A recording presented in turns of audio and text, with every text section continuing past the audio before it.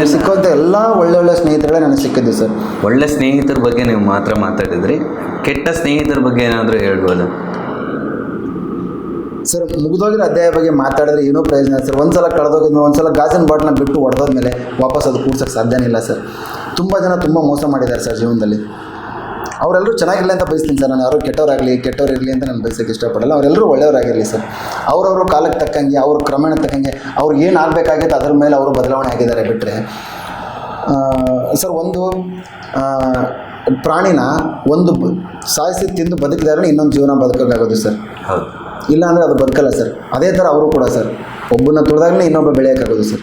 ಆ ಥರ ಮಾಡಿದ್ದಾರೆ ನನ್ನ ಜೀವನದಲ್ಲಿ. ಬಟ್ ನಾನು ಯಾವತ್ತೂ ಬೇಜಾರಿಲ್ಲ. ಇವತ್ತು ಅವರು ಚೆನ್ನಾಗಿರಲಿ, ಇನ್ನೂ ತುಂಬ ದೊಡ್ಡ ಮಟ್ಟಕ್ಕೆ ಅವ್ರು ಬೆಳೀಲಿ ಅಂತ ನಾನು ಆಶಿಸ್ತೀನಿ. ಬಿಟ್ಟರೆ ಅವ್ರಿಗೆ ಯಾವುದೇ ಥರದ್ದು ನನ್ನ ಕಡೆಯಿಂದ ನನ್ನ ಮನಸ್ಸಲ್ಲೂ ಅವ್ರ ಬಗ್ಗೆ ಯಾವುದೇ ಥರದ ಕೆಟ್ಟ ಭಾವನೆಗಳಿಲ್ಲ, ಒಳ್ಳೆ ಭಾವನೆಗಳಿದೆ.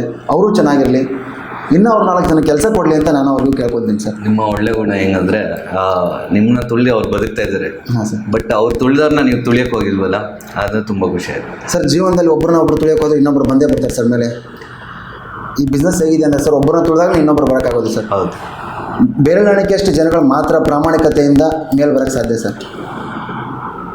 ನಾನು ಹೆಮ್ಮೆಯಿಂದ ಹೇಳ್ಕೊತೀನಿ, ನಾನೊಬ್ಬ ವ್ಯಕ್ತಿ ಅಂತ ಹೇಳ್ಕೊತೀನಿ ಸರ್. ಅದರಲ್ಲಿ ಯಾವ್ದಾದ್ರು ಒಂದು ಘಟನೆ ನೆನೆಸ್ಕೋಬೋದು, ಇದು ತುಂಬ ಜನಕ್ಕೆ ಇನ್ಸ್ಪೈರ್ ಕೂಡ ಆಗಬಹುದು ಅಂತ.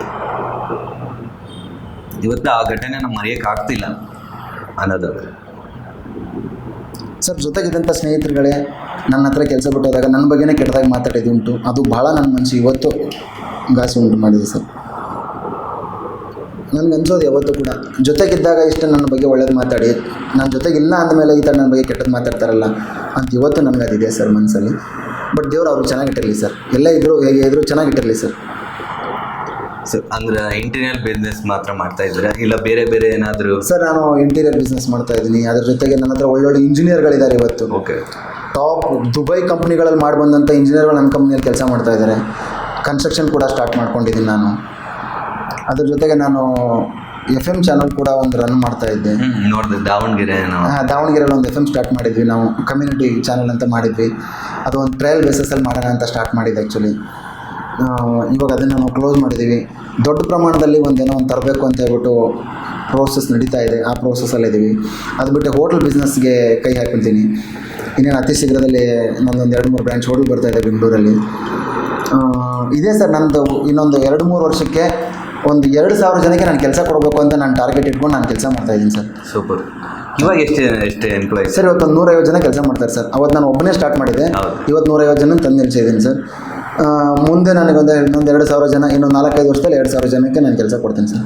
ನನಗೆ ಇಂಟ್ರೆಸ್ಟಿಂಗ್ ಅನಿಸಿದೆ ಅಂದರೆ ದಾವಣಗೆರೆ ಅಂದ್ರಲ್ಲ, ತುಂಬ ಏನಲ್ಲ ತುಂಬ ಪ್ರೀತಿ ಇದೆ ಅನಿಸುತ್ತೆ ನಿಮಗೆ ದಾವಣಗೆರೆ ಮೇಲೆ. ಅದಕ್ಕೆ ಕಾರಣ ಸರ್, ನಾನು ಕಷ್ಟದಲ್ಲಿದ್ದಾಗ ದಾವಣಗೆರೆ ಜನ ನನ್ನ ಕೈ ಹಿಡಿದಿದ್ದಾರೆ ಸರ್. ಅದು ನನಗೆ ತುಂಬ ಸೆಂಟಿಮೆಂಟ್ ಇದೆ ಸರ್. ಅಲ್ಲಿ ನನ್ನ ಕೆಲಸ ಇಲ್ಲದೆ ಇರೋ ಟೈಮಲ್ಲಿ ನಾನು ಖಾಲಿ ಕೂತಾಗ ನನ್ನನ್ನು ಅವ್ರು ಕರೆದು ಅಲ್ಲಿರುವಂಥ ಸ್ವಲ್ಪ ಸ್ನೇಹಿತರುಗಳು ನಿನಗೋಸ್ಕರನೇ ನಾವು ಇದೊಂದು ಹೊಸದೊಂದು ಕೆಲಸ ಮಾಡ್ತೀವಿ ಸುರೇಶ್, ಬಂದು ಮಾಡು ಅಂತೇಳಿ ನನಗೆ ಕೆಲಸ ಕೊಟ್ಟಿದ್ದಾರೆ. ಅದನ್ನು ನಾನು ಯಾವತ್ತೂ ಮರೆಯಲ್ಲ ಸರ್. ಯಾವ ಕಷ್ಟ ಸಮಯ ಸರ್ ಅದು ಹೇಳೋದಾದ್ರೆ? ಸರ್, ನನ್ನ ಜೀವನದಲ್ಲಿ ನನ್ನ ಎಲ್ಲ ಸ್ನೇಹಿತರುಗಳು ನಾನು ಮೋಸ ಮಾಡಿ ನಾನು ಹೊರಗಡೆ ಹೋದಾಗ, ನಾನು ಸನ್ಯಾಸಿ ಆಗಬೇಕಂತ ಹೋದಾಗ ನನ್ನ ಗುರುಗಳು ನೀನು ಬೇಡ ವಾಪಸ್ ಹೋಗು, ನಿನಗೆ ಒಳ್ಳೆ ಸ್ನೇಹಿತರು ಸಿಗ್ತಾರೆ, ನೀನು ಚೆನ್ನಾಗಿ ಬಿಸ್ನೆಸ್ ಮಾಡ್ತೀನಿ ಅಂತ ವಾಪಸ್ ಬಂದಾಗ ಅಲ್ಲಿ ನನಗೆ ದಾವಣಗೆರೆ ಕಾಂಟ್ಯಾಕ್ಟ್ ಆಗಿದ್ದು ಸರ್. ಸನ್ಯಾಸಿ ಯಾಕೆ ಅದು? ಸರ್, ಜೀವನದಲ್ಲಿ ಎಲ್ಲ ಮೋಸ ಮಾಡಿದಾಗ ನನಗೆ ಹುಡುಕಿದ್ದು ಒಂದೇ ದಾರಿ ಸರ್. ಏನೂ ಇಲ್ಲ ಜೀವನದಲ್ಲಿ, ಸನ್ಯಾಸಿ ಆಗ್ಬಿಡೋಣ, ನೆಮ್ಮದಿಯಿಂದ ಇರೋಣ ಅಂತ ನಾನು ಅಂದ್ಕೊಂಡಿದ್ದೆ. ಅಂದರೆ ಇದೆಲ್ಲ ನೋಡಿಬಿಟ್ಟಿದ್ದೆ ಸರ್. ಬಿಸ್ನೆಸ್ ನೋಡಿದ್ದೆ, ಸ್ನೇಹಿತರುಗಳ ಜೊತೆಗಿರೋದೆಲ್ಲ ನೋಡಿದ್ದೆ, ಅವ್ರು ಮಾಡಿರೋ ಮೋಸಗಳನ್ನ ನೋಡಿದ್ದೆ ಸರ್. ಎಲ್ಲರೂ ಹೇಗಿರ್ತಾರೆ ಅಂದರೆ, ಕಷ್ಟದಲ್ಲಿ ಯಾರು ನಮ್ಮ ಜೊತೆಗಿರ್ತಾರಲ್ಲ ಅದು ತುಂಬ ಮುಖ್ಯ ಸರ್.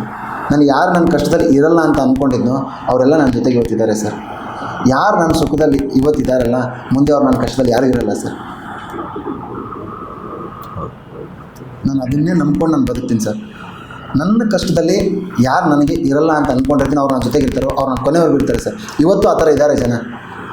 ಬೆರಳೆಣಿಕೆಷ್ಟು ಜನ ನನ್ನ ಸ್ನೇಹಿತರುಗಳು ಆ ಥರ ಇದ್ದಾರೆ, ನನ್ನ ಜೊತೆ ಇವತ್ತು ಇದ್ದಾರೆ ಕಷ್ಟದಲ್ಲಿ. ನಮ್ಗೆ ಏನೇ ಕಷ್ಟ ಅಂತ ಬಂದರೆ ನಾನು ಅವ್ರ ಥರ ವಿಷಯ ಶೇರ್ ಮಾಡ್ಕೊತೀನಿ. ನನಗೊಂದು ಸಮಾಧಾನ ಸಿಗುತ್ತೆ ಆವಾಗ ಸರ್. ಇದು ಎಲ್ಲ ವ್ಯಕ್ತಿಗಳಿಗೂ ಇದು ಆಗುತ್ತೆ ನನಗೆ ಗೊತ್ತಿರೋಂಗೆ. ದುಡ್ಡಿದ್ದಾಗ ವ್ಯಕ್ತಿಗೆ ಅವನಿಗೆ ಸಿಗೋ ಬೆಲೆ ಬೇರೆ, ದುಡ್ಡು ಇಲ್ಲದೆ ಇದ್ದ ವ್ಯಕ್ತಿಗೆ ಬೆಲೆ ಸಿಗೋದು ಬೇರೆ. ನಿಮ್ಗೆ ಯಾವತ್ತಾದ್ರೂ ಅನಿಸಿದ್ಯಾ, ನನ್ನ ಹತ್ರ ದುಡ್ಡಿದೆ ಅದಕ್ಕೆ ಎಲ್ಲರೂ ಬರ್ತಿದ್ದಾರೆ, ಆ ಥರ ಫೀಲಿಂಗು ಆ ಥರದ್ದು ಏನಾದರೂ ಯಾವತ್ತಾದರೂ ಸರ್ ಆ ಥರ ಫೀಲಿಂಗ್ಸು ನನಗೆ ಮನುಷ್ಯ ಬೆಳೆದಾಗ ಬರ್ತಾರೆ ಅಂತ ಅನಿಸಿದೆ ಸರ್. ಸರ್ ಬೆಳೆದು ನಾವು ಬೆಳೆದಿದ್ದೀವಿ ಅಂತ ನಮ್ಮ ಮಟ್ಟಕ್ಕೆ ನಾವಿದ್ರೆ ಯಾರೂ ಬರಲ್ಲ ಸರ್. ನಾವು ಬೆಳೆದಿದ್ದೀವಿ ಅಂತ ಅವ್ರಿಗೆ ಗೊತ್ತಾಗಬೇಕಲ್ಲ ಸರ್, ಆವಾಗ ಬರ್ತಾರೆ ಸರ್. ಸರ್ ಎಷ್ಟೋ ಜನ ನಾನು ಏನೇನೋ ಹೆಲ್ಪ್ ಮಾಡಿದ್ದೀನಿ, ಬಟ್ ನಾನು ಮಾಡಿರೋ ಹೆಲ್ಪಿಗೆ ನನಗೆ ಅದೇ ಸ್ನೇಹಿತರು ಬಂದು ನನ್ನ ಹತ್ರ ನನ್ನ ಬಗ್ಗೆನೇ ನಿನ್ನ ಬಗ್ಗೆ ನನಗಿದ್ರೆ ಒಂದು ಡೌಟ್ ಇತ್ತು ಅಂತ ಮಾತಾಡಿದಾಗ ಎಲ್ಲಿರುತ್ತೆ ಸರ್ ಅವಾಗ ಮನುಷ್ಯನ ಮನಸ್ಸು. ಅದನ್ನು ತುಂಬ ಫೇಸ್ ಮಾಡ್ಕೊಂಡಿದ್ದೀನಿ ಸರ್. ಒಂದು ಜೀವನದಲ್ಲಿ ಎಲ್ಲ ಥರನೂ ಅನುಭವಿಸಿದ್ದೀರ ಸರ್. ತುಂಬ ಎಲ್ಲ ಬೆಳೆಗಳನ್ನು ನೋಡಿದ್ದೀನಿ ಸರ್. ತುಂಬ ಟಾಪಲ್ಲಿ ಹೋಗ್ತಿದ್ದಾಗ ನನಗೆ ಸಡನ್ನಾಗಿ ಅಲ್ಲಿಂದನೇ ಕೆಳಗಡೆ ಬಿದ್ದಾಗ ಯಾವ ಥರ ಇರುತ್ತೆ ಸರ್, ಅದನ್ನು ಅನುಭವಿಸಿ ಬಂದಿದ್ದೀನಿ ಸರ್ ನಾನು.